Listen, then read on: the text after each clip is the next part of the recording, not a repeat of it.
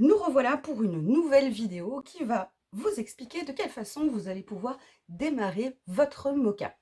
Comme on vous l'expliquait dans les vidéos précédentes, vous pouvez démarrer votre Moka sans votre mémo rangement, sans l'avoir au démarrage, ou effectivement choisir de commencer par ce mémo rangement. Jusqu'à présent, on ne vous avait pas parlé de solution de rangement en parlant Moka, on vous avait expliqué la méthode, le principe, les fiches, le mémo rangement, sans parler rangement. C'était voulu de sorte à ce que vous puissiez vraiment vous projeter dans votre environnement de travail. Aujourd'hui, pour savoir comment démarrer Moka, et notamment ce mémo rangement, nous allons vous expliquer de quelle manière nous nous organisons avec nos produits de rangement. Vous avez vos solutions de rangement, votre matériel est rangé, vous irez bien entendu un peu plus vite pour élaborer votre mémo rangement. Vous êtes peut-être en cours de réflexion pour savoir de quelle façon vous allez pouvoir organiser au mieux votre matériel. Donc deux situations qui ont leur importance pour savoir de quelle façon vous allez pouvoir démarrer votre Moka. On va donc vous présenter les produits dans lesquels nous rangeons notre matériel. En premier lieu, les Ampilbox A4, nous les utilisons pour ranger nos tampons bois. Nous utilisons pour ranger nos tampons clear, nos tampons cling, nos pochoirs ou nos dies dans nos clickbox, donc le format 13-13, 16-16, 21-21 et 26-26. Nous utilisons aussi nos mallettes A4 ou 30-30 pour pouvoir y ranger les tampons un peu volumineux, un peu plus grands que la grande clickbox 26-26, mais aussi nos pochoirs et nos pochettes dans lesquelles nous rangeons également nos plaques magnétiques A4 pour nos dies un peu plus volumineux, un peu plus grands. Nous allons aborder donc la première situation. Vous avez vos rangements, vos solutions de rangement sont en place, votre matériel est rangé, vous avez trié, vous avez bien identifié ce dont vous utilisiez au quotidien et vous avez décidé de commencer avec la réalisation de votre mémo-rangement.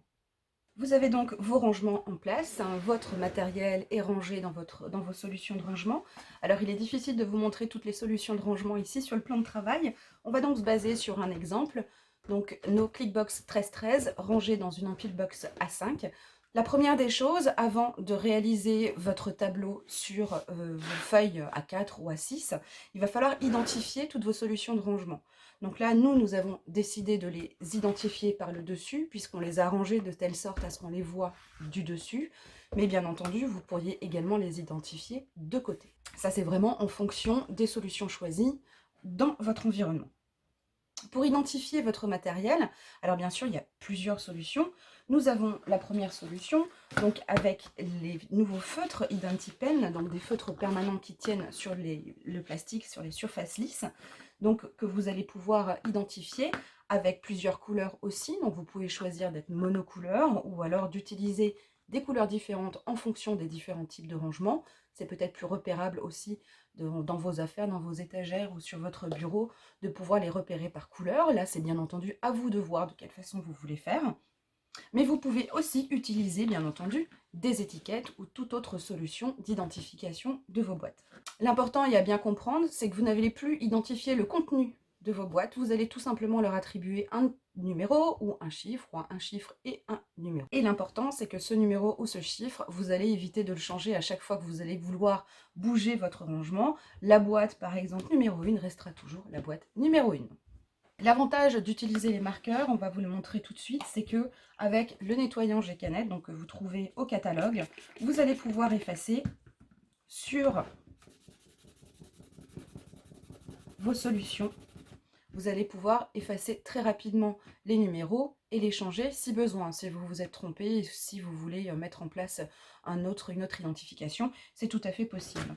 Maintenant que cette étape est faite, vous avez identifié votre rangement, vous avez donc une vue d'ensemble, une vue globale des solutions de rangement par type de matériel. Donc là, ce qu'on va faire, on va tout simplement reporter notre organisation sur une feuille de papier. Là, à vous, bien entendu, dans les vidéos précédentes, on vous a montré de quelle façon réaliser votre mémo-rangement avec nos règles. Vous allez pouvoir le faire. Alors nous l'avons fait dans ce sens-là. Vous pouvez les faire dans ce sens-là, sur une feuille à 5 plis en deux. C'est vraiment à vous de voir, en fonction bien sûr des solutions de rangement que vous avez, de quelle façon vous allez pouvoir vous organiser. Donc là, pour exemple, avec nos Clickbox 13-13, on a fait un endroit où on récapitule nos Clickbox 13-13 et on va tout simplement reporter les numéros que nous avons avec nous. On a laissé de la place libre. Pourquoi? Parce que, comme on vous l'a expliqué précédemment, votre mémo-rangement, à partir du moment où vous avez des croix dans chaque boîte, ça veut tout simplement dire que vous n'avez plus de place. Vous allez donc choisir soit de faire un tri et de libérer de la place dans vos boîtes, ou alors de continuer à vous équiper avec des solutions de rangement. Voilà pourquoi il faut laisser de la place disponible pour anticiper le manque de place et le réapprovisionnement en solutions de rangement. Donc, nous avons réalisé notre mémo rangement, nous l'avons personnalisé afin que ce soit un peu plus agréable à utiliser au quotidien plutôt que du noir et blanc. Et nous avons identifié dans chaque carré nos solutions de rangement. Nous avons nos clickbox 21-21, nos clickbox 16-16, nos clickbox 26-26, nos clickbox 13-13 ici. Nous avons là nos empilebox A4, nos mallettes et nos pochettes. Bien entendu, vous pourriez continuer également de l'autre côté. Mais nous avons vraiment une vue globale, une vue d'ensemble de toutes nos solutions de rangement. Une fois que vous avez réalisé votre mémo rangement, bien sûr, vous n'avez pas encore de croix ou vous n'avez pas encore de crayon à l'intérieur de votre mémo rangement, il est prêt. Vous allez maintenant pouvoir réaliser vos fiches d'organisation. Vous allez donc vous installer pour pouvoir constituer vos fiches d'organisation et lier ces fiches d'organisation à votre mémo rangement, c'est-à-dire à votre matériel de rangement. Pour ça, vous allez prendre en fonction de ce que vous avez choisi, donc soit votre organiseur A5 ou A4. Nous vous montrerons bien sûr dans une prochaine vidéo de quelle façon vous allez pouvoir tamponner sur votre tissu et aussi utiliser tous les produits de la gamme personnalisation chez Soluscrap, les produits Aladdin, pour pouvoir personnaliser un petit peu son organiseur. C'est ce qu'on aime faire, on aime personnaliser et mettre sa petite patte dans son organisation. Ce que l'on fait avec nos organiseurs, mais aussi avec notre mémo rangement. Donc nous avons préparé à l'avance à l'intérieur nos pages blanches A5 et A6 pour pouvoir démarrer confortablement la réalisation de nos fiches. Bien entendu, vous allez prendre votre encre qui va vous servir à effectuer vos fiches. Et en fonction de, vous allez commencer à réaliser donc ces fiches d'organisation. Donc là, on ne réfléchit pas, on n'essaie pas de mettre de l'ordre dans nos fiches rangement, puisque l'ordre, vous allez le faire dans votre organiseur. On va donc prendre les boîtes les unes après les autres, sans se soucier du thème, de la marque, etc. On va vraiment faire au fur et à mesure. Donc pas besoin véritablement de réfléchir, mais vous avez aussi la possibilité de vous faire aider, de le faire à plusieurs, puisque chacun peut prendre une boîte et faire ses fiches d'organisation, constituer les fiches d'organisation au fur et à mesure. Donc effectivement, à 2, à 3, ça va beaucoup plus vite.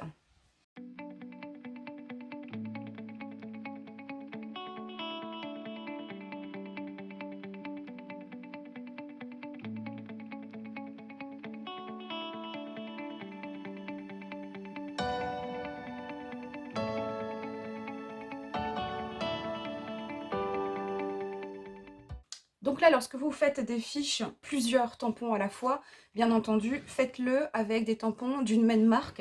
On est sûr qu'ils ont effectivement la même hauteur, alors ça se joue à quelques millimètres, même à quelques pouillèmes, mais au moins vous êtes sûr que vos marques seront correctes sur vos fiches d'organisation.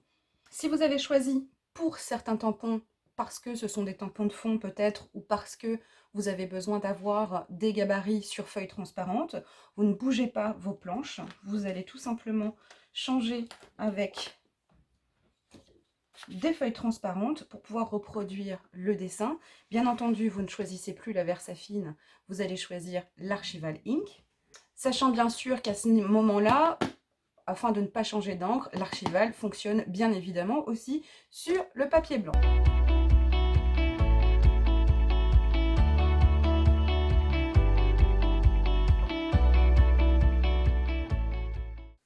Alors nous reviendrons dans une vidéo spécifique pour savoir comment choisir entre du transparent ou des feuilles blanches. Vous trouverez une vidéo, une petite vidéo justement qui vous parlera de ce sujet. On va donc maintenant ranger nos tampons dans nos solutions de rangement.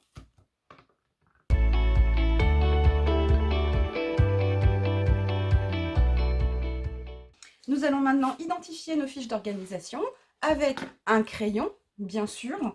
Donc là, nous avons rangé notre matériel dans la boîte 1. Nous allons donc mettre la boîte 1 sur nos fiches. Ma boîte 1 est pleine, je n'ai plus de place dans cette boîte. Je vais donc prendre mon mémo rangement dans les clickbox 13-13 et je vais mettre une croix à l'intérieur de la case 1 pour me faire rappeler ou pour me rappeler que cette boîte, je ne peux plus rien ranger à l'intérieur. Et donc, en cas d'arrivée de nouveau matériel, je ne peux plus utiliser cette boîte. Il est très important de noter vos numéros au crayon.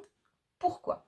Et c'est là tout l'intérêt de Moka, afin d'éviter d'identifier et de réidentifier ces boîtes à chaque fois. Si à un moment donné, mon matériel, je décide non plus de les ranger dans un format 13-13, parce que je commence à en avoir une certaine quantité, j'ai choisi de me réorganiser différemment. Imaginons que je veuille les ranger maintenant, peut-être dans une Clickbox 21-21. On va donc le faire, on va changer de boîte pour que ce soit plus facile pour vous de vous projeter.